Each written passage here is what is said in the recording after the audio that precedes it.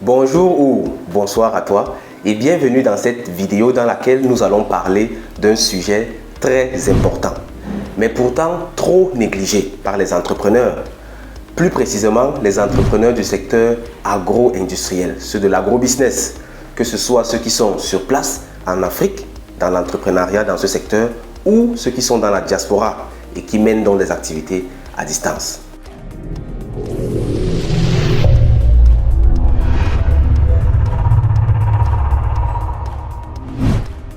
Généralement, quand on lance un business, quand on se lance dans un projet, on a tendance à trop penser finance, trop penser argent. Je mets ça, ça sort ça. J'investis comme ça, je fais ça, ça sort ça. Mais on oublie un aspect très important, qui est l'aspect humain, c'est-à-dire l'aspect social dans un projet. Et cet aspect peut plomber tout un projet, et ce à tout moment. Dans cette vidéo, je vais partager avec toi deux exemples, deux cas de figure réels et vécus, qui montre à quel point l'aspect social est très important et doit être pris en compte. En titre de vidéo, on a dit comment l'eau à boire peut sauver ton projet. On comprendra donc cela dans l'un de ces exemples. Un exemple sera un cas positif où l'aspect social a été pris en compte et ce qui a mené au succès du projet. Et dans un autre cas, on aura un exemple négatif, un exemple dans lequel l'aspect social a été trop négligé. Et on verra comment est-ce que ça a plombé le projet. On commence par l'exemple positif, l'exemple où l'aspect social a été pris en compte et bien managé. Il s'agit d'une exploitation agro-pastorale, une exploitation agro-industrielle dans laquelle il se passe de l'élevage, de l'agriculture, que ce soit les poules, les porcs, etc. Comme la plupart de ces activités, le projet est situé dans une localité, c'est-à-dire dans un village. Et on est sans ignorer que qui dit localité, qui dit village, parle du lieu où certaines personnes sont chez eux, c'est-à-dire profondément chez eux, les autochtones. Et on doit clairement s'assurer que le projet est un apport positif pour eux. Dans ce cas-ci donc, les promoteurs du projet ont compris cela et ont, dans le plan, dans la planification, dans l'exécution de leur projet, installé un point d'eau gratuit pour le village. Et ça ne coûte rien en réalité, parce qu'on imagine que pour un élevage, il faut généralement un forage. Et du forage, on tire donc simplement un autre tuyau. Il y a un tuyau pour alimenter les animaux et tout. On tire un autre tuyau et on installe là un petit robinet au passage en route. Et qu'est-ce qui se passe? Ce qui se passe, c'est qu'on dépense 200 000 ou bien 50 000 francs CFA en plus. Parce qu'il faut juste les conduits d'eau, les tuyaux, et puis installer le point d'eau cimenté un peu là. Et de l'autre côté, ce qui se passe, c'est que le village se retrouve complètement changé. Parce que des personnes qui devaient marcher des mètres et des kilomètres pour trouver de l'eau de cette qualité-là, ont ça directement en route. Ce qui fait que là, en passant, en allant au champ ou en rentrant à la maison, ils peuvent s'arrêter et puis s'abreuver, boire de l'eau potable. Et là, ça donne une toute autre image de notre projet vis-à-vis du village, vis-à-vis des autochtones. Et qu'est-ce qui s'est donc passé avec le temps? Il s'est tout simplement passé que ces mêmes autochtones à qui on a fait du bien en installant un point d'eau potable au village, c'est-à-dire en route pour tout le monde, ont tout simplement sauvé le projet. Et comment est-ce que ça s'est passé concrètement? Un jour, un week-end, où une grande partie des employés étaient allés se balader, c'est-à-dire sur 6 employés, 5 sont partis. Et il n'y avait qu'un seul employé sur le terrain. Cet employé donc sur le terrain s'est un peu amusé à vouloir détourner quelques animaux, quelques bêtes, vu qu'il y a des porcs sur le terrain. Ce sont des faits qui se sont réellement passés comme je l'ai décrit ici. Donc, l'employé contacte donc, entre guillemets, son complice, qui se trouve en ville, et son complice envoie donc un véhicule, une moto, transporter les animaux. Et les gars s'apprêtaient à transporter 6 porcelets. 6 porcelets, on évalue généralement le porcelet à 30 000 ou 35 000. On voit que ça fait quand même une belle petite somme pour un employé de cette classe-là. Et là maintenant, ce qui se passe, c'est que quand l'engin arrivait, la moto arrivait à la ferme, les autochtones qui savent comment est-ce que la ferme fonctionne. Parce que quand tu fais du bien à quelqu'un, cette personne a de l'attention pour toi. Ça veut dire que les autochtones savent à peu près comment est-ce que cette ferme-là fonctionne. Et là, ils observent de temps en temps. Ils protègent le projet parce que c'est un projet qui leur fait du bien. Et ils savent que si le projet grandit, ils n'auront plus seulement un point d'eau, mais ils auront des forages un peu partout dans le village. Ce qui fait que dès que les autochtones ont vu ces mouvements incongrus, ces mouvements inhabituels dans la ferme, ils ont directement alerté le promoteur. Et ils ont appelé, ils ont dit, attention, il y a quelque chose de bizarre dans la ferme là. Est-ce que c'est toi qui as envoyé une moto pour faire ça, ça, ça, ça? Et là, subitement, le promoteur dit, non, c'est pas moi. Dans tous les cas, neutralisez cette moto, stoppez cette moto, ne la laissez pas sortir du village. Ok. Et là, les autochtones sont passés à l'action. Ça veut dire que non seulement ils ont prévenu le promoteur du projet, mais en plus de cela, ils ont intercepté la moto. Et ils ont intercepté la moto après le chargement. C'est-à-dire qu'ils ont laissé l'employé qui était sur place avec le chauffeur de la moto charger les 6 porcelets dans le panier derrière la moto. Et quand le chauffeur de la moto était en train d'aller, il a été intercepté donc par les enfants du village. Bon, la suite, c'est qu'on a pu récupérer les morceaux et on a pu comme ça éliminer l'employé qui s'amusait à voler. Peut-être qu'il avait déjà commis des coups pareils par le passé sans qu'on ne s'en rende compte. Dans tous les cas, ce que je veux que tu comprennes ici, c'est à quel point ce petit geste qui peut sembler anodin et qui coûte 50 000, moins de 100 000 francs CFA, peut changer totalement ton projet. Et là, on se rend compte à quel point est-ce que les autochtones, juste par satisfaction, parce qu'on les a mis à l'aise, sont reconnaissants et veillent à ce que ton projet prospère. Ça, c'est un exemple positif dans lequel les promoteurs du projet ont su tenir compte de l'aspect social et ont su faire quelque chose dans le bon sens. Ça, c'est l'exemple positif. Et là, on a vu comment juste de l'eau potable, de l'eau à boire a pu sauver un projet. Le deuxième exemple, c'est un exemple négatif, un exemple dans lequel les promoteurs n'ont pas forcément tenu compte de l'aspect social. Et quand on dit tenir compte de l'aspect social, ça ne veut pas forcément dire faire quelque chose proactivement, c'est-à-dire installer un forage par exemple. Ça peut être juste quelque chose que tu as ignoré et ça te porte préjudice. Et dans ce cas-ci, c'est exactement ce qui s'est passé. L'événement se déroule dans une localité en Afrique où un projet s'est installé dans un village. Ils se sont installés là-bas, ils ont fonctionné pendant 1 an et plus, tout allait pour le mieux.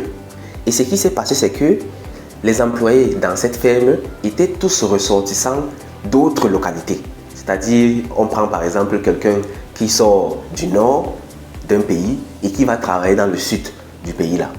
Ce qui fait que dans la ferme, tous les employés étaient des étrangers, entre guillemets, à ce village-là. Et pendant 1 an, ça fonctionne, ainsi de suite, il n'y a pas de problème. Mais un jour, ce qui se passe, c'est que l'un des employés se rend à un deuil, vu que, ayant vécu déjà plus d'1 an dans le village, il a connu quelques personnes, des relations se sont tissées, et à un deuil, il a donc été invité, vu qu'au village, le deuil, c'est un lieu de rendez-vous pour tout le monde. Il est donc allé à ce deuil, et en rentrant du deuil, les personnes se mettent à le tabasser. C'est-à-dire, on tabasse littéralement ton employé. C'est une histoire tout à fait vraie. Ce n'est pas un conte de fées que je suis en train de raconter. Heureusement, on a pu séparer le massacre et puis libérer l'employé. Et plus tard, quand on interroge les autochtones qui ont fait cela, la raison qu'ils ont donnée est la suivante. Ils estiment que ce n'est pas normal que pour un projet aussi grand, aussi privilégié qu'une ferme d'élevage, tous les employés soient des étrangers et que dans le projet, il n'y ait même pas un autochtone. Bam! On est subitement étonné parce qu'on ne comprend pas pourquoi est-ce qu'on en arrive à cet extrême.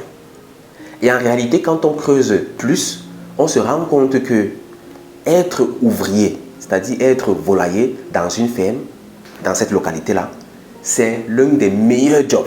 Peut-être parce que étant fermier, on a à manger, parce qu'il y a peut-être de l'agriculture un peu aux alentours. Et les animaux, si une poule meurt par exemple, généralement on ne jette pas, les employés vont manger et le salaire, ainsi de suite. Donc il y a pas mal d'avantages quand même qui font en sorte que ce job soit prisé dans le village. Et là on se rend compte que juste parce que les promoteurs du projet n'ont pas compris les codes de ce village, ils n'ont pas compris l'aspect social qui était lié à leur village et à la localité dans laquelle ils étaient, ils ont failli subir le pire. Et dans ce cas-ci, le pire n'aurait pas été de perdre le projet. Le pire aurait été que cet employé ait une blessure grave par exemple, ou même qu'il soit tué. C'est possible, quand les gens frappent, un mauvais coup peut atteindre l'employé quelque part et puis il rend l'âme. Et là, ça aurait été une catastrophe. Et on se rend donc compte à quel point est-ce que cet aspect est important et doit être pris en compte. L'une des solutions qui aurait pu être prise ici, avant que le pire n'arrive, aurait été de s'informer auprès d'autres éleveurs de la région, de la localité. Comment est-ce que ça se passe ici? Qu'est-ce qu'on doit faire quand on veut élever ici? Est-ce qu'il y a des choses qu'il faut faire? Est-ce qu'il y a des choses qu'il ne faut pas faire? Ainsi de suite. Se rapprocher également des autorités du village, chefs du village, les patriarches, et poser des questions dans ce sens. Parce que souvent, on peut discuter avec eux, mais si on ne pose pas des questions dans ce sens, on n'aura pas les réponses dans ce sens. Parce que ce n'est pas facile pour les autochtones de te dire, toi en tant que promoteur de projet, il faut embaucher quelqu'un du village. Ça, c'est un peu bizarre. C'est toi qui dois faire le premier pas. Dans tous les cas, voici les deux exemples, les deux cas réels que je tenais à partager avec toi aujourd'hui, afin que tu comprennes l'importance de l'aspect social dans un projet, particulièrement en Afrique et encore particulièrement dans le secteur agro-pastoral et encore particulièrement pour les entrepreneurs de la diaspora. Parce que généralement, quand on est dans la diaspora, on a tendance à oublier les us et coutumes qu'on doit respecter quand on est sur place dans une localité, dans un village. C'est très important. Et des exemples similaires, il y en a plusieurs. Il y a des personnes qui se voient arracher leur terre parce qu'ils ont acheté à quelqu'un et un autre membre de la famille vient dire non, il a mangé l'argent seul. Ça arrive, c'est déjà arrivé. Et là, qu'est-ce que tu fais? Tu pourrais être chassé, tu pourrais même être blessé par les autochtones, un de ces quatre quand tu serais en train de travailler dans ton champ. Dans tous les cas, les autochtones sont les personnes qui connaissent profondément l'environnement dans lequel ils vivent et la moindre des choses serait de tenir compte de leurs besoins, de leurs règles quand on décide de s'installer chez eux. Et en Afrique particulièrement, c'est accentué parce que nous sommes très spirituels, nous sommes très attachés à nos terres, à nos us et coutumes et c'est donc du devoir des entrepreneurs de savoir cela, d'apprendre comment ça fonctionne et d'aller vers les bonnes personnes pour prendre les bonnes informations quand on veut entreprendre ou quand on entreprend déjà dans une localité. Et c'est valable pour les localités, comme j'ai dit les villages, mais également pour les villes. Parce que la plupart des villes, c'est le village de quelqu'un qui est devenu la ville. C'est vrai, là-bas, c'est un peu moins accentué comme dans les villages, mais on doit toujours tenir compte de l'aspect social dans tout projet. Nous voilà donc arrivés au terme de cette vidéo dans laquelle je tenais à partager avec toi ce message. J'espère que tu en tiendras compte dans tes projets futurs et si tu es déjà en activité sur le terrain, il est toujours temps de corriger cela et de faire quelque chose pour que les autochtones, c'est-à-dire les personnes à qui appartiennent les terres dans lesquelles tu te trouves, soient à l'aise et voient ton projet d'un bon œil. Dans tous les cas, ça ne peut être que bénéfique pour toi, pour ton projet et pour tout le monde par ricochet. Une fois de plus, merci de m'avoir écouté jusqu'à la fin.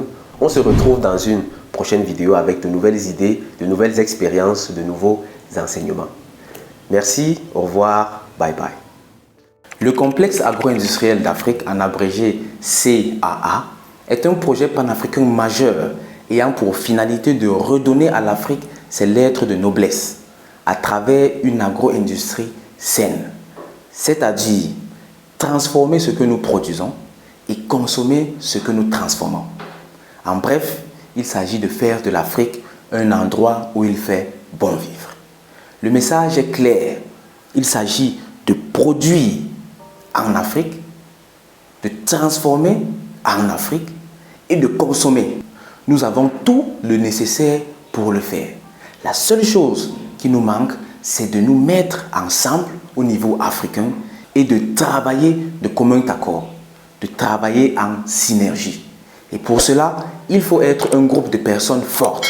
C'est-à-dire, individuellement, nous devons être forts et en groupe, nous serons encore plus forts. Si ce projet t'intéresse, si cette vision te parle, alors joins-toi à nous, joins-toi au CAA, afin qu'ensemble, nous bâtissons l'Afrique, afin qu'ensemble, nous joignons nos efforts, afin qu'ensemble, nous transpirons sur le terrain, afin qu'ensemble, nous nous formons et nous excellons pour qu'à la fin, l'Afrique soit gagnante. Qui ne veut pas voir l'Afrique prospère? Qui ne veut pas que l'Afrique soit un lieu où il fait bon vivre? Qui ne veut pas que nos familles soient à l'aise? Qui ne veut pas que la pauvreté déménage de l'Afrique? Je crois que tout le monde le veut. Moi, je le veux en tout cas. Et j'espère que toi également, c'est ton souhait, c'est ton vœu. Joins-toi donc à nous, joins-toi au CAA et ensemble, bâtissons l'Afrique. Pour nous contacter, il te suffit de regarder dans la description de la vidéo et tu y trouveras tous nos contacts via WhatsApp, via email et via d'autres canaux à travers lesquels nous sommes accessibles. Sur ce, je te dis merci, merci, merci de m'avoir écouté. J'attends impatiemment ton message pour qu'ensemble, nous bâtissons l'Afrique. Au revoir, bye bye.